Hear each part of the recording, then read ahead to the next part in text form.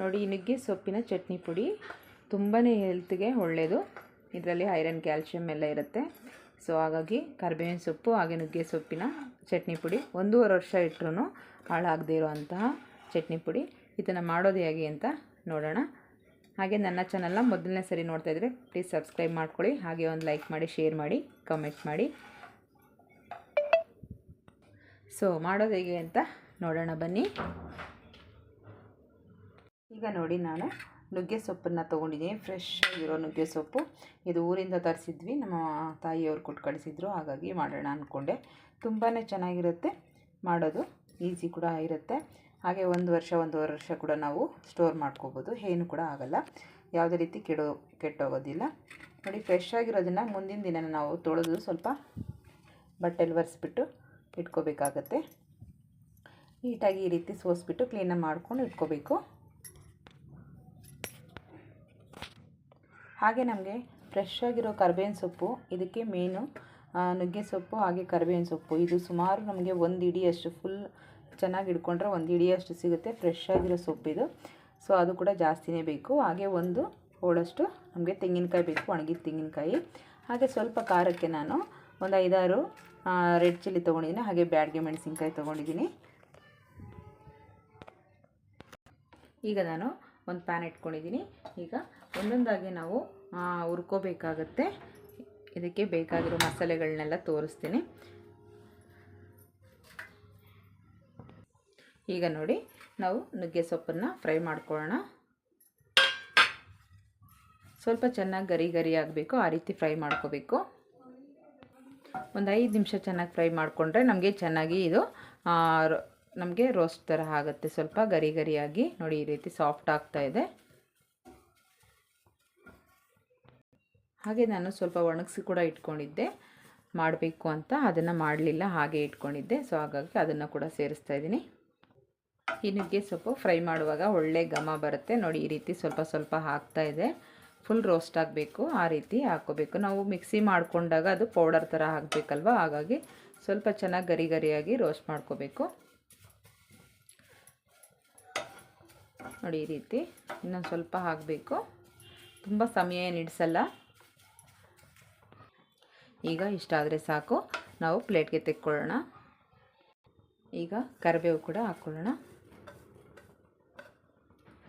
ಇದು ಕೂಡ ಅಷ್ಟೇ, ನಮಗೆ ಗರಿ ಗರಿಯಾಗಿರಬೇಕು, ಆ ರೀತಿ ಚೆನ್ನಾಗಿ ಫ್ರೈ ಮಾಡ್ಕೋಬೇಕು. ಸ್ವಲ್ಪ ಕ್ವಾಂಟಿಟಿ ಜಾಸ್ತಿನೇ ತೊಗೋಬೇಕು, ತುಂಬ ಚೆನ್ನಾಗಿರುತ್ತೆ. ಫ್ರೆಶ್ ಆಗಿದ್ದಾಗ ತೊಗೊಂಬಂದಾಗ ಈ ರೀತಿ ಮಾಡ್ಕೊಳ್ಳಿ. ಈಗ ನೋಡಿ, ಇಷ್ಟಾದರೆ ಸಾಕಾಗುತ್ತೆ. ತೆಕ್ಕೊಂಬಿಡೋಣ ಪ್ಲೇಟ್ಗೆ. ಈಗ ಒಣಮೆಣಸಿನ್ಕಾಯಿ ಸೇರಿಸ್ಕೊಳ್ಳೋಣ. ಯಾವುದೇ ರೀತಿ ಆಯಿಲೆಲ್ಲ ಸೇರಿಸೋದು ಬೇಡ, ಹಾಗೆಯೇ ಫ್ರೈ ಮಾಡ್ಕೊಳ್ಳೋಣ. ಡ್ರೈ ಆಗಿ ನೀಟಾಗಿ ಫ್ರೈ ಮಾಡಿಕೊಂಡ್ರೆ ಸಾಕು.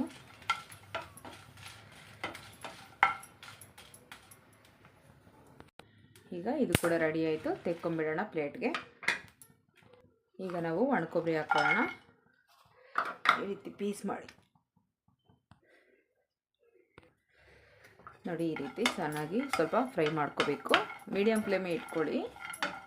ಎಲ್ಲದನ್ನು ನೀಟಾಗಿ ಫ್ರೈ ಮಾಡ್ಕೋಬೇಕು. ಆವಾಗ ನಾವು 1 ವರ್ಷ 1.5 ವರ್ಷ ಇಟ್ಟರೂ ಕೂಡ ಯಾವುದು ಹಾಳಾಗೋದಿಲ್ಲ, ಆ ರೀತಿ ಇರುತ್ತೆ. ಇಲ್ಲಾಂದರೆ ನೀವು ಹಸಿದೇ ಹಾಕೋದ್ರಿಂದ ಬೇಗ ಹಾಳಾಗುತ್ತೆ, ಬೂಜು ಬರುತ್ತೆ. ಸೊ ಹಾಗಾಗಿ ಎಲ್ಲದನ್ನು ಫ್ರೈ ಮಾಡಿಕೊಂಡೇ ಹಾಕ್ಕೊಳ್ಳೋದ್ರಿಂದ ತುಂಬ ಚೆನ್ನಾಗಿ ಬರುತ್ತೆ. ಸಡನ್ನಾಗಿ ಏನಾದರೂ ರೈಸ್ ಮಾಡಿಕೊಂಡು ಅದಕ್ಕೇನಾದ್ರು ತಿನ್ನಬೇಕು, ಇಲ್ಲ ರೊಟ್ಟಿ ಚಪಾತಿ ಏನಾದರೂ ತಿನ್ನಬೇಕು ಅಂದರೂ ಈ ಪೌಡರ್ ಇದ್ದರೂ ಸಾಕು, ಅಷ್ಟು ಚೆನ್ನಾಗಿರುತ್ತೆ. ಈಗ ಇದು ಕೂಡ ರೆಡಿ ಆಯಿತು, ತೆಕ್ಕೊಂಬಿಡೋಣ. ಈಗ ಸ್ವಲ್ಪ ಒಂದು ನಿಂಬೆಹಣ್ಣು ಗಾತ್ರದಷ್ಟು ಹುಣಸೆ ಹಣ್ಣು ತೊಗೊಂಡಿದ್ದೀನಿ. ಇದನ್ನು ಕೂಡ ಸ್ವಲ್ಪ ನಾವು ಬಿಸಿ ಮಾಡ್ಕೊಳ್ಳೋಣ. ಬಿಸಿ ಮಾಡ್ಕೊಳ್ಳೋದ್ರಿಂದ ಇದು ಮಿಕ್ಸಿ ಮಾಡುವಾಗ ಮೆತ್ತಗಿದ್ರೆ ಉಂಡೆ ಥರ ಆಗಿಬಿಡುತ್ತೆ. ಸೊ ಬಿಸಿ ಮಾಡಿಬಿಟ್ಟು ನಾವು ಪೌಡರ್ ಮಾಡಿದಾಗ ನೀಟಾಗೆಲ್ಲ ಪೌಡರ್ ಆಗುತ್ತೆ. ಹಾಗಾಗಿ ಇದನ್ನು ಸ್ವಲ್ಪ ನಾವು ರೋಸ್ಟ್ ಮಾಡ್ಕೋಬೇಕಾಗುತ್ತೆ. ಜಾಸ್ತಿ ಏನಿಲ್ಲ, ಒಂದು ಲೆಮನ್ ಅಷ್ಟು, ಚಿಕ್ಕದಾಗಿ ಒಂದು ಲೆಮನ್ ಅಷ್ಟು ತೊಗೊಂಡಿದ್ದೀನಿ. ಇದನ್ನು ಕೂಡ ಸ್ವಲ್ಪ ಬಿಸಿ ಮಾಡ್ಕೊಳ್ಳೋಣ. ಈಗ ನೋಡಿ, ನಮಗೆ ಇದು ಕೂಡ ಸ್ವಲ್ಪ ಚೆನ್ನಾಗಿ ಫ್ರೈ ಆಯಿತು. ಸೊ ಇದನ್ನು ಕೂಡ ನಾವು ಒಂದು ಪ್ಲೇಟ್ಗೆ ಹಾಕ್ಕೊಳ್ಳೋಣ. ನೋಡಿ, ಈ ರೀತಿ ಆಗಬೇಕು. ಈಗ 1 ಟೇಬಲ್ ಸ್ಪೂನ್ ಅಷ್ಟು ಉದ್ದಿನಕಾಳು, ಹಾಗೆ ಸ್ವಲ್ಪ ಕಡಲೆಬೀಜ, ಹಾಗೆ ಸ್ವಲ್ಪ ಕಡಲೆಬೇಳೆ. ಈಗ ಇದನ್ನು ಚೆನ್ನಾಗಿ ನಮಗೆ ಸ್ವಲ್ಪ ಕಲರ್ ಚೇಂಜ್ ಆಗಬೇಕು, ಹಾಗೆ ಚೆನ್ನಾಗಿ ಸ್ವಲ್ಪ ಫ್ರೈ ಆಗಬೇಕು, ಸೀದೋಗಬಾರ್ದು. ಆ ರೀತಿ ಫ್ರೈ ಮಾಡ್ಕೊಳ್ಳೋಣ. ಮೀಡಿಯಮ್ ಫ್ಲೇಮ್ ಇಟ್ಕೊಂಡು ನೀಟಾಗಿ ಫ್ರೈ ಮಾಡ್ಕೊಳ್ಳೋಣ. ಈ ರೀತಿ ಸ್ವಲ್ಪ ಚೆನ್ನಾಗಿ ಫ್ರೈ ಆದರೆ ನಮಗೆ ಟೇಸ್ಟಿಗೆ ಯಾವುದೇ ರೀತಿ ತೊಂದರೆ ಇರೋಲ್ಲ. ಆ ರೀತಿ ಇರುತ್ತೆ. ನುಗ್ಗೆ ಸೊಪ್ಪು ಸ್ವಲ್ಪ ಕಹಿ ಬರೋದ್ರಿಂದ ನಾವು ಈ ರೀತಿ ಎಲ್ಲ ಹಾಕಿ ಚೆನ್ನಾಗಿ ಫ್ರೈ ಮಾಡಿ ಮಾಡೋದ್ರಿಂದ ಯಾವುದೇ ರೀತಿ ಕಹಿ ಇರಲ್ಲ, ಟೇಸ್ಟ್ ತುಂಬ ಚೆನ್ನಾಗಿ ಬರುತ್ತೆ. ಹಾಗೆ ಅದರಲ್ಲಿ ಐರನ್, ಕ್ಯಾಲ್ಶಿಯಮ್ ಎಲ್ಲ ತುಂಬ ಚೆನ್ನಾಗಿರುತ್ತೆ. ಹಾಗಾಗಿ ಅದನ್ನು ತಿನ್ನೋದ್ರಿಂದ ಮಕ್ಕಳು ಕೂಡ ತುಂಬ ಒಳ್ಳೆಯದು, ಎಲ್ಲರಿಗೂ ಕೂಡ ತುಂಬಾ ಒಳ್ಳೆಯದು ಆಗಾಗ ತಿನ್ನೋದ್ರಿಂದ. ನೋಡಿ, ಈಗ ಇಷ್ಟಾದರೆ ಸಾಕಾಗುತ್ತೆ. ಮೀಡಿಯಮ್ ಫ್ಲೇಮ್ ಇಟ್ಕೊಂಡು ಈ ರೀತಿ ಫ್ರೈ ಮಾಡ್ಕೋಬೇಕು. ಸೊ ಇದನ್ನು ತೆಕ್ಕೊಂಬಿಡೋಣ. ಈಗ 1 ಟೇಬಲ್ ಸ್ಪೂನಷ್ಟು ಧನಿಯಾ, ಹಾಗೆ ಸ್ವಲ್ಪ ಜೀರಿಗೆ, 1 ಟೇಬಲ್ ಸ್ಪೂನಷ್ಟು ಜೀರಿಗೆ ಹಾಕ್ಕೋಬೇಕು. ಇದನ್ನು ಕೂಡ ಸ್ವಲ್ಪ ಚೆನ್ನಾಗಿ ಫ್ರೈ ಮಾಡ್ಕೊಳ್ಳೋಣ.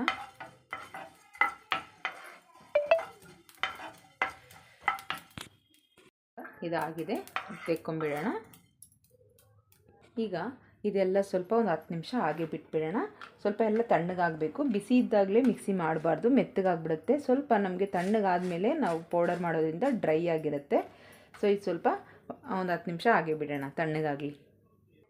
ಇಲ್ಲಿ ನಾನು 1 ಗಡ್ಡೆಯಷ್ಟು ಬೆಳ್ಳುಳ್ಳಿ ತೊಗೊಂಡಿದ್ದೀನಿ. ಇದನ್ನು ಸ್ವಲ್ಪ ನಾವು ಪೂರ್ತಿ ಸಿಪ್ಪೆ ತೆಗೆದಿಲ್ಲ, ಸೊ ಹೀಗೆ ತೆಕ್ಕೊಂಡಿದ್ದೀನಿ ಕ್ಲೀನ್ ಮಾಡಿಬಿಟ್ಟು. ಸೊ ಇದನ್ನು ನಾವು ಸ್ವಲ್ಪ ಸ್ವಲ್ಪ ಜಜ್ಕೋಬೇಕಾಗುತ್ತೆ. ಫುಲ್ಲು ಜಜ್ಜಬಾರ್ದು, ಸ್ವಲ್ಪ ಜಜ್ಜಿಬಿಟ್ಟು ನಾವು ಅದನ್ನು ಒಗ್ಗರಣೆಗೆ ಅಂತ ತೆಗೆದಿಟ್ಕೋಬೇಕು. ತೋರಿಸ್ತೀನಿ ನಿಮಗೆ ಯಾವ ಥರ ಜಜ್ಜಬೇಕು ಅಂತ ಹೇಳಿ. ನೋಡಿ, ಇಷ್ಟ ಆದರೆ ಸಾಕು. ಆ ಮೇಲೆ ಬರೋ ಸಿಪ್ಪೆ ಮಾತ್ರ ತೆಗೆದುಬಿಡಿ, ದಪ್ಪ ಇರೋ ಸಿಪ್ಪೆ. ಇನ್ನು ಮಿಕ್ಕಿದ್ದೆಲ್ಲ ಹಾಗೆ ಹಾಕ್ಕೊಳ್ಳಿ. ಈ ರೀತಿ ಜಜ್ಕೋಬೇಕಾಗತ್ತೆ. ಈ ರೀತಿ ಎಲ್ಲದನ್ನು ಜಜ್ಜಿಬಿಟ್ಟು ಒಗ್ಗರಣೆಗೆ ರೆಡಿ ಮಾಡಿಟ್ಕೊಳ್ಳೋಣ. ಈಗ ನಾನು ಮಿಕ್ಸಿ ಜಾರ್ ಇಟ್ಕೊಂಡಿದ್ದೀನಿ, ಇದಕ್ಕೆ ನಾವು ಸೇರಿಸ್ಕೊಳ್ಳೋಣ. ಎಲ್ಲ ತಣ್ಣಗಾಗಿದೆ, ಎಲ್ಲದನ್ನು ನೀಟಾಗಿ ಸೇರಿಸ್ಕೊಳ್ಳೋಣ. ಒಟ್ಟಿಗೆ ಎಲ್ಲದನ್ನು ಹಾಕ್ಕೊಂಡು ರುಬ್ಕೋಬೇಕಾಗುತ್ತೆ. ನೋಡಿ, ಈ ರೀತಿ ಎಲ್ಲ ಸೇರಿಸ್ಕೊಂಡು ನಾವು ಫುಲ್ ತಣ್ಣಗಾಗಬೇಕು. ಜಾಸ್ತಿ ಬಿಸಿ ಇದ್ದಾಗ ಹಾಕ್ಕೊಳ್ಳೇಬೇಡ್ದು ನೀವು. ಫುಲ್ ತಣ್ಣಗಾದ್ಮೇಲೆ ನೀವು ಹಾಕ್ಕೋಬೇಕು. ನೋಡಿ, ಎಲ್ಲ ಗರಿ ಗರಿ ಆಗಿದೆ, ಹಾಗೆ ಪೌಡರ್ ಥರ ಆಗ್ತಾಯಿದೆ. ಈ ಥರ ಇರಬೇಕು. ಹಾಗಾಗಿ ನಾವು ಫುಲ್ಲನ್ನು ಅದನ್ನು ತಣ್ಣಗಾದ್ಮೇಲೆ ಸೇರಿಸ್ಕೋಬೇಕಾಗತ್ತೆ. ಹಾಗೆ ಇದಕ್ಕೆ ಮತ್ತೊಂದು ಇಂಗ್ರೀಡಿಯೆಂಟ್ಸ್ ಸೇರಿಸ್ಬೇಕು, ಬೆಲ್ಲ ನೀವು ಒಂದು ಸ್ವಲ್ಪ ಸೇರಿಸ್ಕೋಬೇಕಾಗತ್ತೆ. ಆವಾಗ ತುಂಬ ಚೆನ್ನಾಗಿರುತ್ತೆ. ಚಟ್ನಿ ಪುಡಿ, ಚಪಾತಿ, ದೋಸೆ ಎಲ್ಲದಕ್ಕೂ ತುಂಬ ಚೆನ್ನಾಗಿರುತ್ತೆ. ಸ್ವಲ್ಪ ಬೆಲ್ಲ ಸೇರಿಸ್ಕೊಂಡ್ರೆ ಐರನ್ನು ಇದರಲ್ಲಿ ಜಾಸ್ತಿ ಇರೋದ್ರಿಂದ ನಮಗೆ ಕ್ಯಾಲ್ಶಿಯಂ, ಐರನ್ನು 2 ಐಟಮ್ಗಳಲ್ಲೂ ತುಂಬ ಚೆನ್ನಾಗಿದೆ. ಹಾಗೆ ಕರಿಬೇವಿಂದ ನಮಗೆ ಹೇರ್ ಗ್ರೋತ್ ಆಗೋದಾಗಲಿ, ಕಣ್ಣಿಗೆ ಆಗಲಿ, ನುಗ್ಗೆ ಸೊಪ್ಪು, ಹಾಗೆ ಕರಿಬೇವು, ಬೆಲ್ಲ, ಇದೆಲ್ಲ ಪೀನಟ್ಸು, ಇದೆಲ್ಲದ್ರಿಂದನೂ ಹೆಲ್ತ್ ಬೆನಿಫಿಟ್ಸ್ ತುಂಬ ಚೆನ್ನಾಗಿದೆ. ಸೊ ಇದನ್ನು ನಾವೀಗ ರುಬ್ಕೊಂಡು ಬರೋಣ ಪೌಡರಾಗಿ. ಹಾಗೆ ಇದಕ್ಕೆ ಸ್ವಲ್ಪ ನಾವು ಸಾಲ್ಟನ್ನ ಸೇರಿಸ್ಕೊಳ್ಳೋಣ. ರುಚಿಗೆ ತಕ್ಕಷ್ಟು ನೀವು ಎಷ್ಟು ಬೇಕೋ ಅಷ್ಟು ನೋಡಿಕೊಂಡು ಸೇರಿಸ್ಕೊಳ್ಳಿ. ಈಗ ರುಬ್ಕೊಂಡು ಬರೋಣ. ಈಗ ನೋಡಿ, ಈ ರೀತಿ ಪೌಡರ್ ಮಾಡ್ಕೋಬೇಕು. ನೋಡಿ, ಇಷ್ಟು ತರಿಯಾಗಿ ರುಬ್ಕೋಬೇಕಾಗತ್ತೆ. ಈಗ ಒಗ್ಗರಣೆ ರೆಡಿ ಮಾಡ್ಕೊಳ್ಳೋಣ. ಈಗ ಸ್ವಲ್ಪ ಆಯಿಲ್, ಈಗ ಆಯಿಲ್ ಬಿಸಿಯಾಗಿದೆ. ಇದಕ್ಕೆ ಸ್ವಲ್ಪ ನಾವು ಕಡಲೆಬೇಳೆ ಹಾಕ್ಕೊಳ್ಳೋಣ. ಹಾಗೆ ಸ್ವಲ್ಪ ಸಾಸಿವೆ, ಈಗ ಬೆಳ್ಳುಳ್ಳಿ ಹಾಕ್ಕೊಳ್ಳೋಣ. ಹಾಗೆ ಒಣಮೆಣಸಿನ್ಕಾಯಿ, ಹಾಗೆ ಸ್ವಲ್ಪ ಕರಿಬೇವಿನ ಸೊಪ್ಪು. ಈಗ ಸ್ವಲ್ಪ ಚೆನ್ನಾಗಿ ನಮಗೆ ಕಲರ್ ಬರೋವರೆಗೂ ಸ್ವಲ್ಪ ಫ್ರೈ ಮಾಡ್ಕೊಳ್ಳೋಣ. ತುಂಬ ಸೀದೋಗಬಾರ್ದು, ಸ್ವಲ್ಪ ಚೇಂಜ್ ಆಗಬೇಕಷ್ಟೆ. ಈಗ ಇದಕ್ಕೇ ಸ್ವಲ್ಪ ನಾವು ಇಂಗು ಸೇರಿಸ್ಕೊಳ್ಳೋಣ. ಈಗ ನೋಡಿ, ಚೆನ್ನಾಗಿ ಸ್ವಲ್ಪ ಕಲರ್ ಚೇಂಜ್ ಆಯಿತು. ಸೊ ಇಷ್ಟ ಆದರೆ ಸಾಕಾಗುತ್ತೆ. ಇವಾಗ ನಾವು ಪೌಡ್ರ್ ಮಾಡಿ ಇಟ್ಕೊಂಡಿರೋ ಚಟ್ನಿ ಪುಡಿನ ಸೇರಿಸ್ಕೊಳ್ಳೋಣ. ಈ ರೀತಿ ಎಲ್ಲ ಸೇರಿಸ್ಕೊಂಡು ಈಗ ಚೆನ್ನಾಗಿ ಮಿಕ್ಸ್ ಮಾಡ್ಕೊಳ್ಳೋಣ.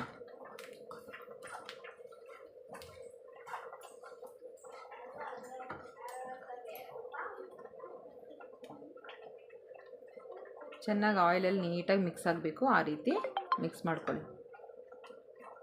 ಇಷ್ಟ ಆದರೆ ಸಾಕಾಗುತ್ತೆ. ಈಗ ಇದು ತಣ್ಣಗಾಗೋದಕ್ಕೆ ಬಿಟ್ಬಿಡೋಣ, ಸ್ವಲ್ಪ ತಣ್ಣಗಾಗಲಿ. ಈಗ ಈ ರೀತಿ ಒಂದು ಬಾಟಲ್ನ ತಗೊಂಡು ನಾವು ಅದನ್ನು ಫಿಲ್ ಮಾಡ್ಕೊಳ್ಳೋಣ. ನೋಡಿ ಈ ರೀತಿ. ಹಾಗೆ ಇದನ್ನು ಟೇಸ್ಟ್ ಕೂಡ ಮಾಡಿ ನೋಡೋಣ, ರೈಸ್ ಜೊತೆ ಯಾವ ರೀತಿ ಬಂದಿದೆ ಅಂತ ನೋಡೋಣ.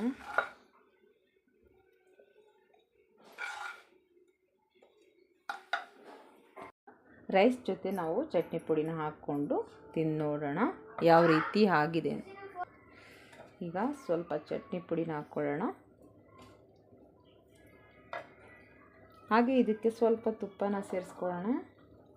ಬಿಸಿ ಬಿಸಿ ಅನ್ನ ಹಾಗೆ ಸ್ವಲ್ಪ ತುಪ್ಪ ಮಿಕ್ಸ್ ಮಾಡಿ ನೋಡೋಣ ಯಾವ ಥರ ಆಗಿದೆ ಅಂತ ಹೇಳಿ. ಅದು ಎಷ್ಟು ಚೆನ್ನಾಗಿದೆ.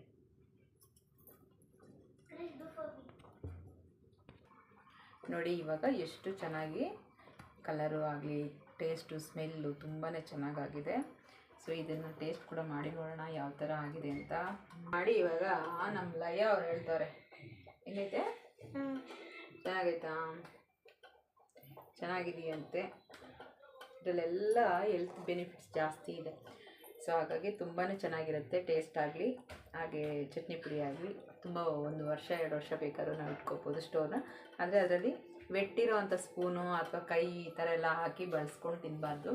ಹಾಗಾಗಿ ಅದನ್ನು ಸ್ವಲ್ಪ ಡ್ರೈ ಸ್ಪೂನು ಈ ಥರ ನಾವು ಯೂಸ್ ಮಾಡಿ ತಿನ್ನೋದ್ರಿಂದ ತುಂಬ ವರ್ಷ ಬಾಳಕ್ಕೆ ಬರುತ್ತೆ. ಅಂದರೆ 1 ವರ್ಷ 2 ವರ್ಷ ಬೇಕಾದ್ರೆ 6 ತಿಂಗಳು ನಿಮ್ಗೆ ಯಾವ ಥರ ಕಂಫರ್ಟ್ ಆಗುತ್ತೋ ಆ ಥರ ಮಾಡಿಟ್ಕೋಬೋದು.